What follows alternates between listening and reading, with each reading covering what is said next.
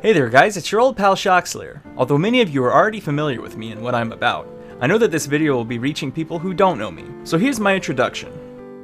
In June of 2006, I joined the portablizing scene, and ever since then it's been a defining characteristic of who I am. Since then, I've completed many portables and projects, and traveled to many different places to learn more and improve myself, and the craft that I care so much about.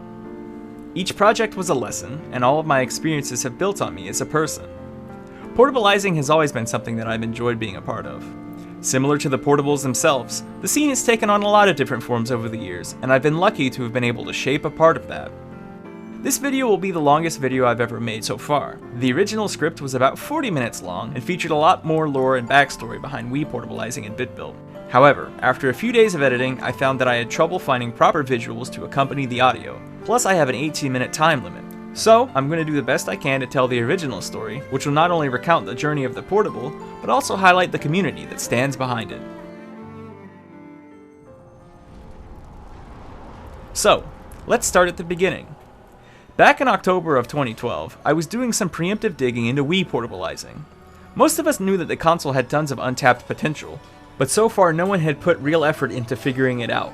That, coupled with a change in complexity from the GameCube, meant it mostly saw units built as laptops or tablets. They were large and usually reliant on mod chips and the original Wiimote controls. I even built a few of these myself as personal projects or as commissions. The first problem was powering the motherboard. This used to be done by putting 12 volts or higher directly into the board where the power adapter plugs in. So, when I started my initial experimentation, the first thing I did was look into the onboard regulators and how the power circuitry worked. I sanded the board and created a rough first attempt at a Wii compendium. For those of you who are less privy to the terminology within portablizing, a compendium is our name for a collection of board scans that are aligned within an image editing application. This allows us to see everything in layers and create notes on the board in real time. Let's use an N64 motherboard for example.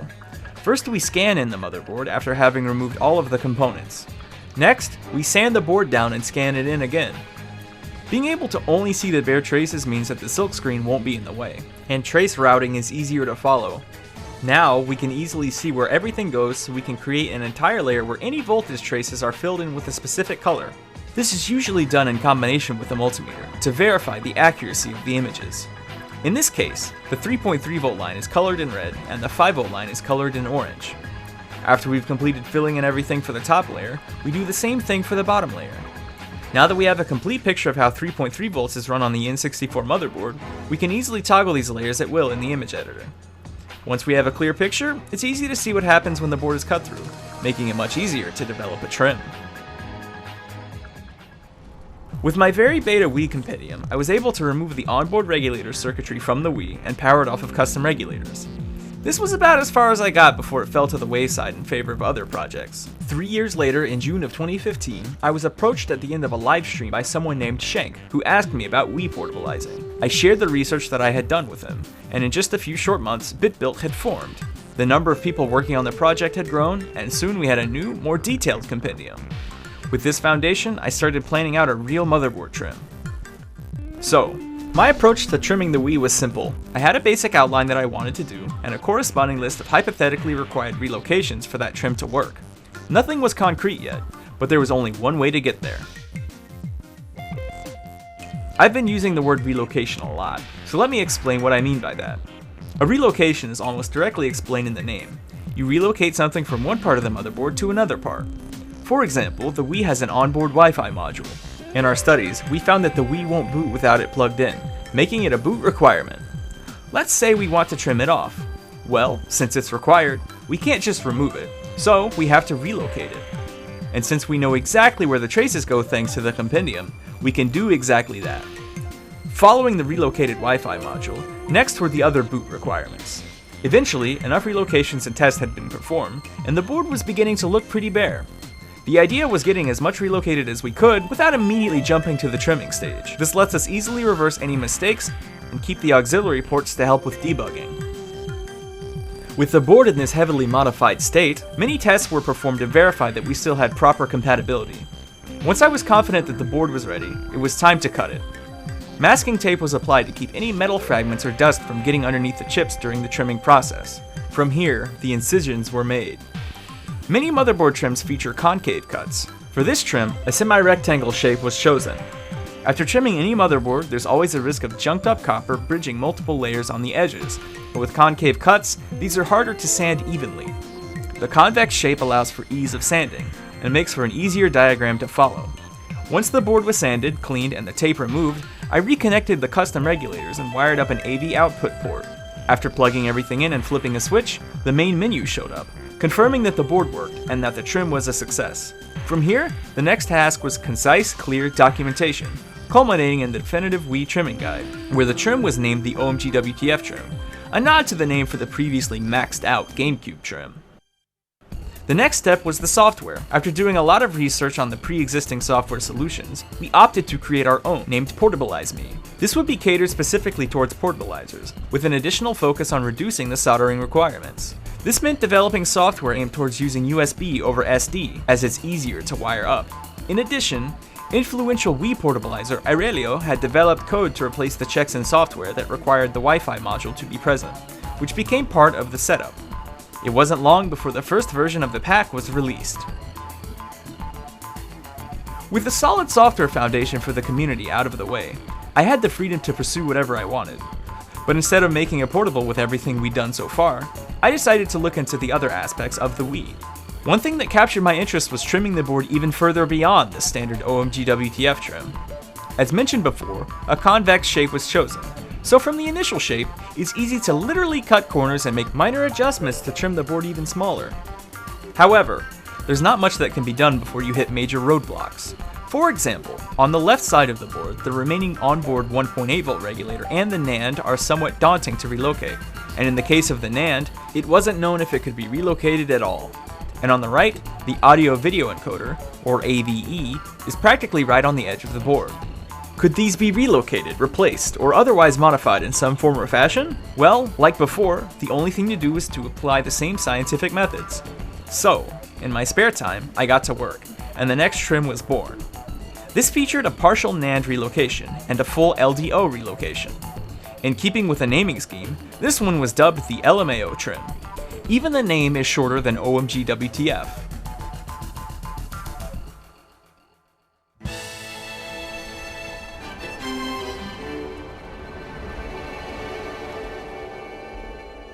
Shortly after the first version of the design was completed, I ordered the first prototype NAND boards. Testing them revealed that we could relocate the entire NAND. Next, Aurelio modified GC Video Lite to support the Wii's 1.8V digital signals, letting us convert video data directly from the GPU. In combination with the potential audio replacement, this setup would allow us to remove the AVE from the Wii entirely.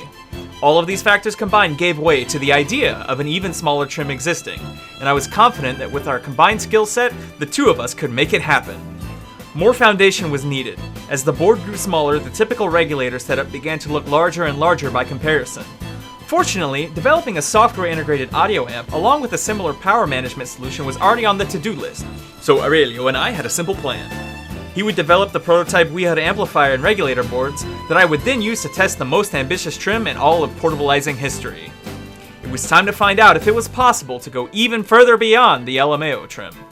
Live on stream with soldering iron in hand, I got to work, carefully soldering the necessary components into place. Starting with the GC Video Lite, I moved on to the audio amp. Next was the U10, followed by the USB port. Everything needed for the Wii to boot up. Ready for another moment of truth, I wired up the regulator board and powered on the Wii. Within just a few seconds, we had video and we had confirmed the Omega trim, and by extension, my portable.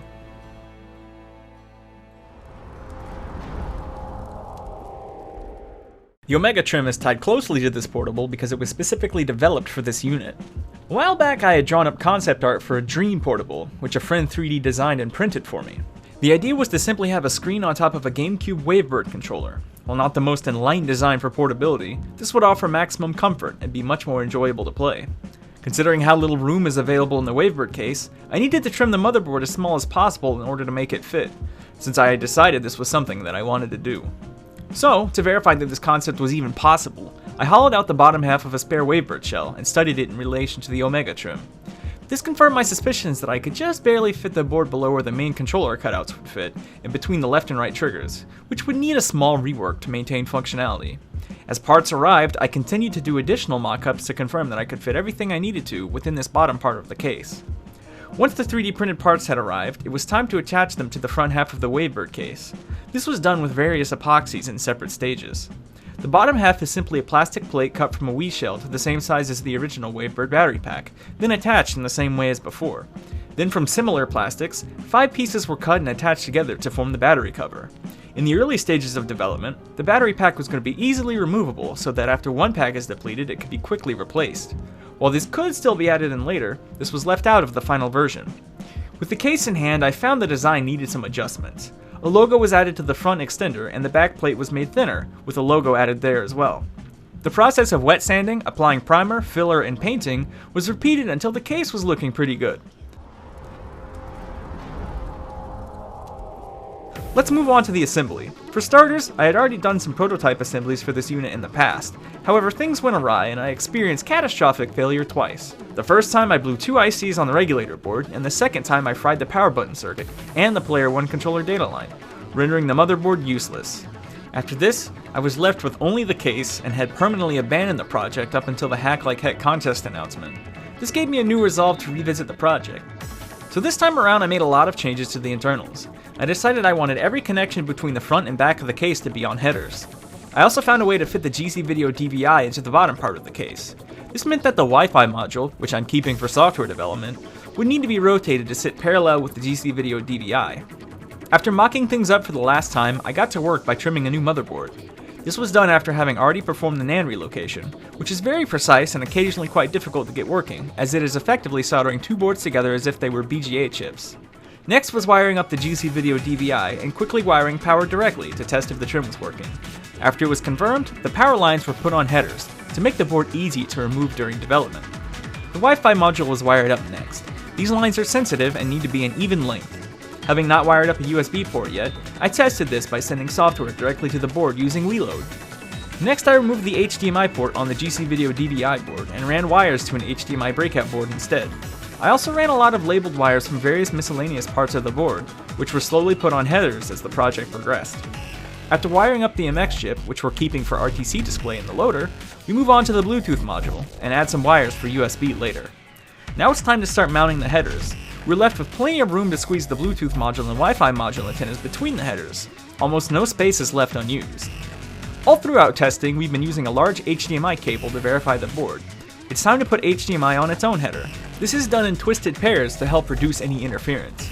Now we can easily use this header to switch between testing the screen and testing with an external monitor. Now it's time to create a new cooling setup. A quick paper template was cut to fit in the space on top of the board between the controller cutouts.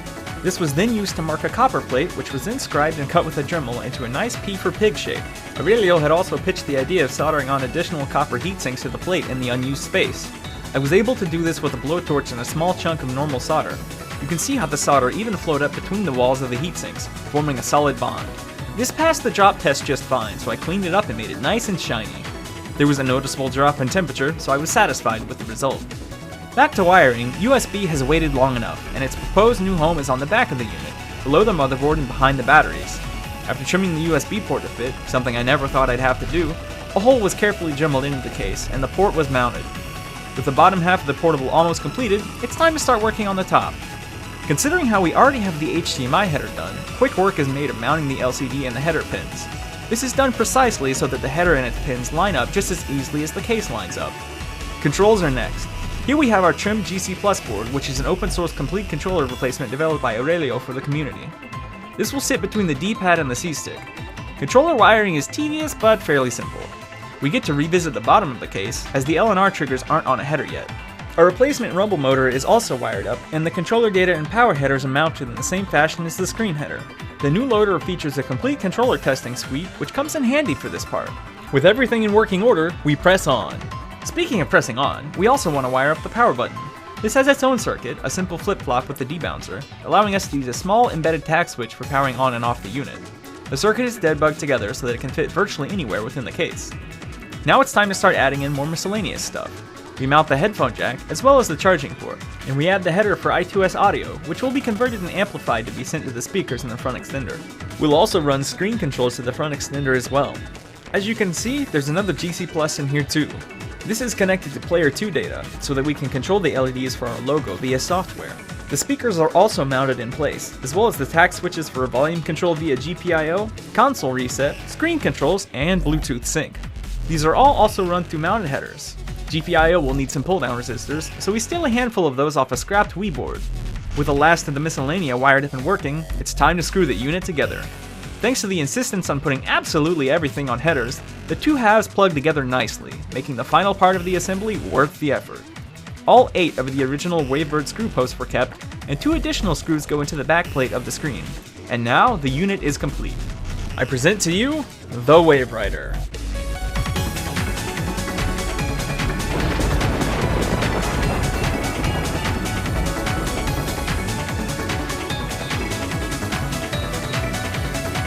Alright, with the unit complete, I'm going to go ahead and go off script and do this old school ShockSlayer style. So, here's the WaveRider. It fits nicely in the hand just like a normal GameCube controller, completely functional triggers and all.